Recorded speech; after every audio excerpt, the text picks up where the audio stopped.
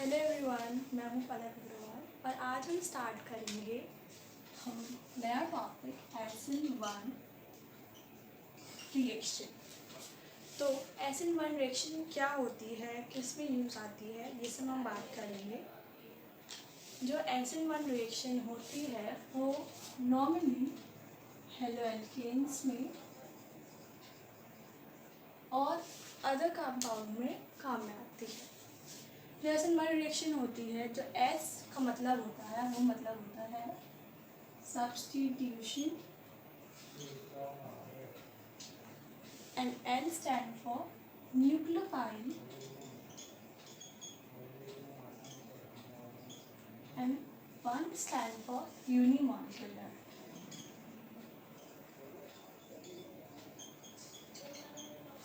तो सब्स्टिट्यूशन मतलब होता है, सब्स्टिट्यूशन का मतलब होता है किसी भी कंपाउंड को ब्रेक करना, ब्रेक द कंपाउंड। न्यूक्लियोफाइल वो होता है जो कि इलेक्ट्रॉन लविंग होता है, इलेक्ट्रॉन लविंग कंपाउंड्स होते हैं ये, जो कि क्योंकि जो न्यूक्लियोफाइल्स होते हैं, न्यूक्लियोफाइल्स पे नेगेटिव चार्ज होता है, वो सीधे पॉजिटिव चार्ज की तरफ अट्रैक्ट होते हैं और जल्दी से उसके पास जाते हैं।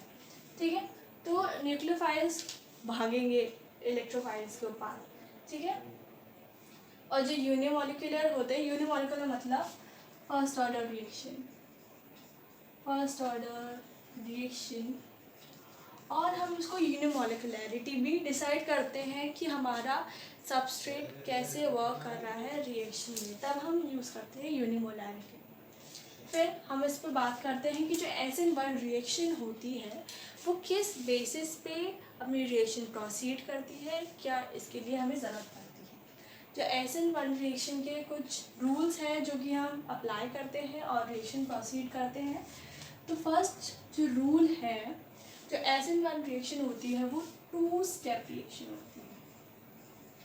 ठीक है, तो ये 2 स्टेप रिएक्शन होती है। क्या होती है 2 स्टेप रिएक्शन में? जो पहला स्टेप होता है उसमें हमारा कार्बोकैटायन बनता है, और जो सेकंड जो स्टेप होता है उसमें हम न्यूक्लियोफाइल का अटैक कराते हैं और अपना प्रोडक्ट बनाते हैं। ठीक है, तो ये 2 स्टेप में होती है। जो हमारी SN2 रिएक्शन होती है वो सिंगल स्टेप रिएक्शन होती है, वो फास्ट रिएक्शन होती है। तो जो SN1 रिएक्शन होती है वो 2 स्टेप होती है, और इसमें जो एक स्टेप होता है, जो फर्स्ट स्टेप होता है वो होता है slow step. First step will be slow step, slow step होता है, और हम इसको ही रेट डिटरमाइन स्टेप बोलते हैं। रेट डिटरमाइन स्टेप क्यों हम इसको बोलते हैं वो हम आगे बात करेंगे। और जो थर्ड प्रॉपर्टी होती है इसकी, जो हम क्या यूज़ करते हैं, जो न्यूक्लियोफाइल होता है वो वीक होता है, so we use a weak nucleophile. ठीक है, और जो न्यूक्लियोफाइल जो अदर वे में होता है, हम इसमें क्या यूज़ करते हैं, हम इसमें पोलर सॉल्वेंट जो होता है न्यूक्लियोफाइल का, वो नॉर्मली पोलर प्रोटिक सॉल्वेंट होता है, तो हम इसमें पोलर प्रोटिक सॉल्वेंट यूज़ करते हैं। सो पोलर प्रोटिक, ठीक है। जो पोलर प्रोटिक सॉल्वेंट होता है वो क्या होता है, नॉर्मली हम बात करते हैं या तो वाटर, अल्कोहल, ऐसे कंपाउंड्स जो कि इजीली अपने आयंस को दे दें, एक्सचेंज कर लें। ऐसे जो पोलर भी होते हैं और प्रोटिक भी होते हैं उनको हम पोलर प्रोटिक सॉल्वेंट कहते हैं। ठीक है, तो अब हम इसमें बात करते हैं स्टेप 1 कि फर्स्ट स्टेप में होता क्या है और ये कैसी रिएक्शन आगे बढ़ती है। तो स्टेप फर्स्ट में होता क्या है, नॉर्मली इसमें फॉर्मेशन ऑफ कार्बोकैटायन होता है। ठीक है, फॉर्मेशन ऑफ कार्बोकैटायन। ठीक है, तो मेनली हम इसमें इंटरमीडिएट पहले बनाते हैं, जो कि क्या ज़रूरत पड़ती है इंटरमीडिएट की, क्योंकि पहले हम कंपाउंड को इंटरमीडिएट बनाएंगे, फिर उसमें हम न्यूक्लियोफाइल जोड़ेंगे जिससे कि हमारा प्रोडक्ट हमें फॉर्म होगा। तो कार्बोकेटाइन बनाने में क्या यूज़ होएगा, सबसे पहले हम इसमें एल्काइल हैलाइड यूज़ करते हैं नॉर्मली, क्योंकि हम इसे हेलो एल्केन्स के लिए पढ़ रहे हैं। ठीक है, एल्काइल हैलाइड लेंगे।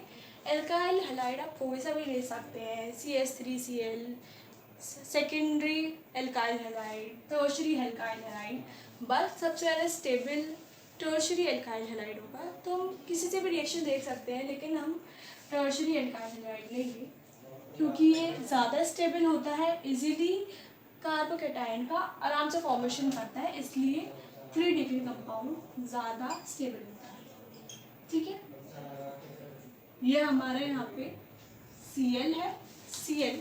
Cl होता है वो हमारा मोर इलेक्ट्रोनेगेटिव कंपाउंड होता है। ठीक है, कोई भी हैलोजन मोर इलेक्ट्रोनेगेटिव कंपाउंड होता है, जिससे जो हमारे बॉन्ड पेयर्स, जो बॉन्ड इलेक्ट्रॉन्स होंगे, वो इसको अपनी साइड अट्रैक्ट करेगा और इलेक्ट्रॉन लेके निकल जाएगा, मतलब बॉन्ड लेके निकल गया, जिससे जो क्लोरीन होगा, क्लोरीन पे पार्शियल नेगेटिव और कार्बन पे पार्शियल पॉजिटिव चार्ज का फॉर्मेशन होने लगेगा। जो हमारा एल्काइल हैलाइड है, ठीक है, ये हमारा एल्काइल हैलाइड है जो कि sp3 हाइब्रिडाइज्ड है। ठीक है, sp3 हाइब्रिडाइज्ड क्या होता है, sp3 हाइब्रिडाइज्ड होता है जो कि जो शेप होती है वो होती है टेट्राहेड्रल। ठीक है, टेट्राहेड्रल शेप होती है।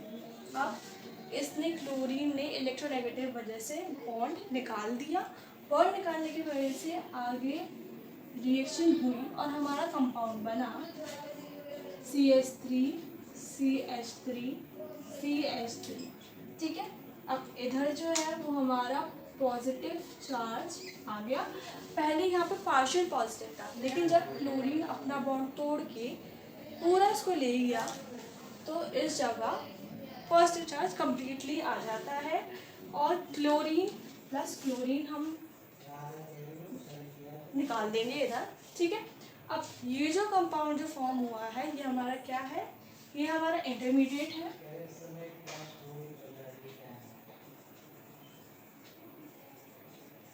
इंटरमीडिएट है जिसको हम कार्बोकेटाइन कहते हैं।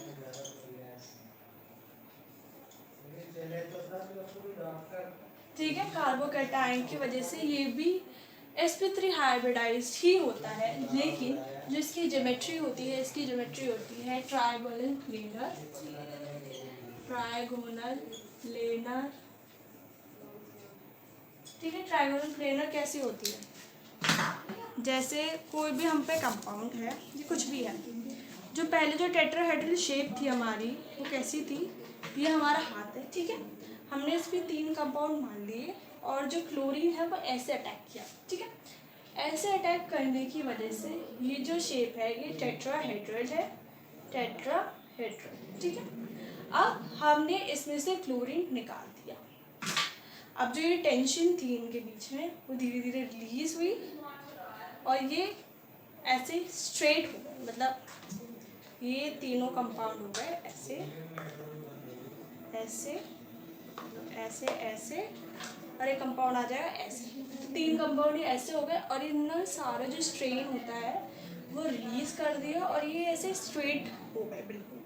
तो जो इसकी अब शेप हो गई वो प्लेनर हो गई। ठीक है, प्लेनर की वजह से अब ये जो कार्बन यहाँ पर है, ये कार्बन यहाँ पर है। ठीक है, तो अब ये जो हम न्यूक्लियोफाइल लेंगे, अब इसमें क्या लेंगे, ये हमारा अब इंटरमीडिएट बन गया। अब हम इसमें अपनी स्टेप सेकंड करते हैं। ठीक है, तो अब हम आते हैं स्टेप सेकंड पर। स्टेप सेकंड क्या होता है, स्टेप सेकंड होता है कि अब पहले तो हमने कार्बोकेटाइन का फॉर्मेशन हो गया, अब हम करेंगे attack of nucleophile. Attack of nucleophile. अब न्यूक्लियोफाइल में हम वाटर ले सकते हैं, हम कुछ भी और एथाइल अल्कोहल कुछ भी ले सकते हैं। ठीक है, तो अब हम इस कार्बोकेटाइन को इधर लिखेंगे CH3 CH3 CH3, ये हमारा पॉजिटिव आ गया, प्लस हम लेंगे वाटर, ठीक है, वाटर लेंगे, वाटर होएगा, वाटर सॉरी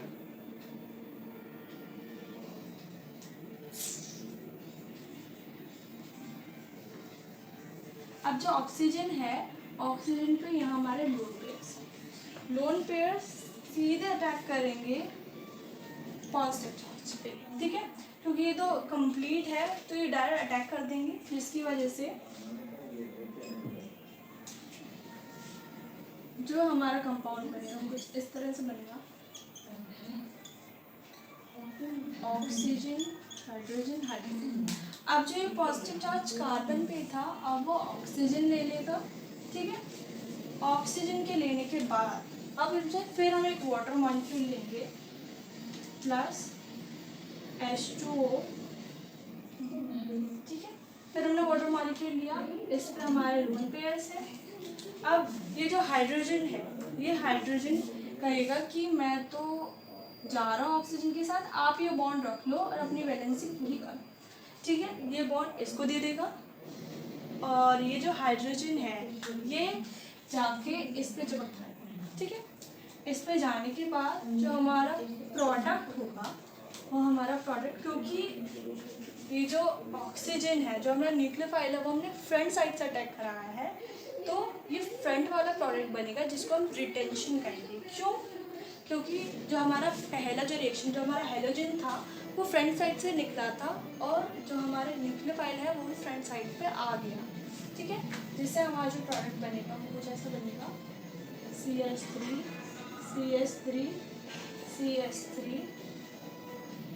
OH प्लस हमारे जो दूसरा जो वाटर है वो हमारा H3O निकल जाएगा, हमें इससे मतलब नहीं है, हमें इससे मतलब है।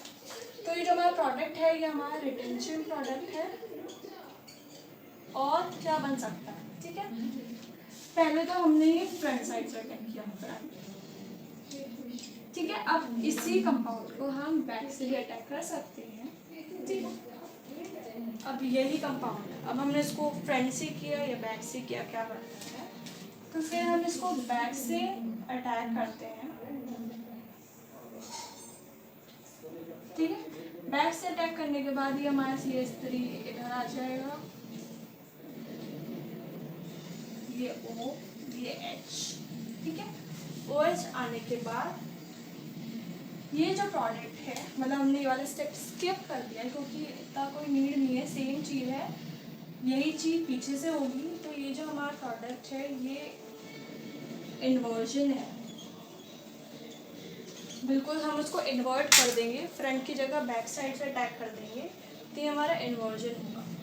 तो अब इसमें क्या ध्यान देने वाली चीज़ है, जो हमारा कार्बोकेटाइन होगा वो कौन सा स्टेप होगा, मतलब ये जो SN1 रिएक्शन है ये किस किस पे डिपेंड करता है, तो जो हम जो रेट डिटरमाइन करते हैं ये हमारा रेट डिटरमाइन स्टेप है, और ये स्लो स्टेप है,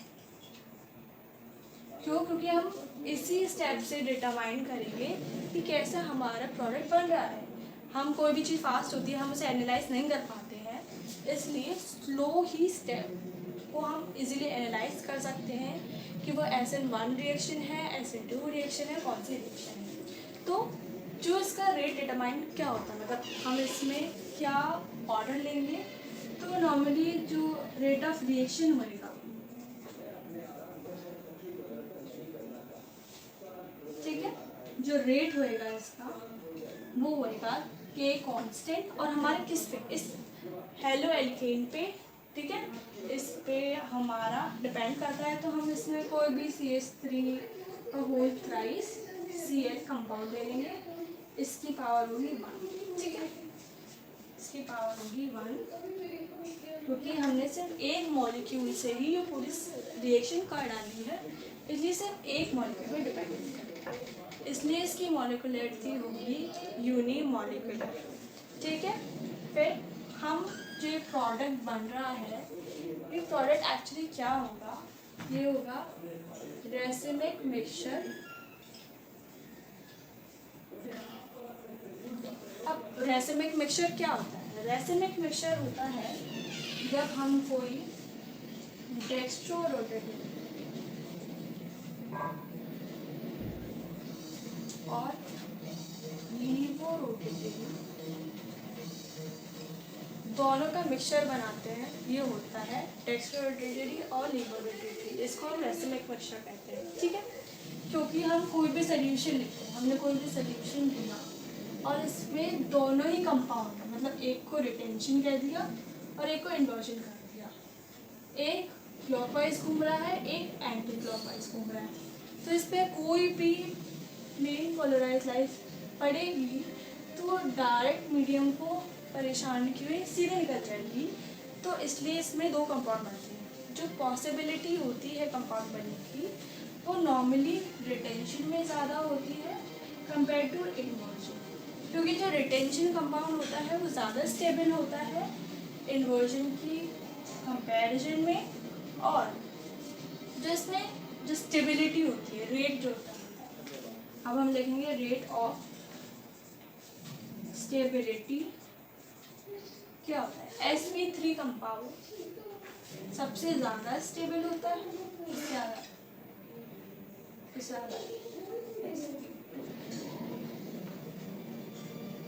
ठीक है, 3 डिग्री, फिर 2 डिग्री, फिर 1 डिग्री। 3 डिग्री कंपाउंड की स्टेबिलिटी सबसे ज़्यादा होगी, फिर 2 डिग्री की, फिर 1 डिग्री की, ठीक है। फिर उसमें होता है जो हमारा जो न्यूक्लियोफाइल है वो पोलर प्रोटिक है,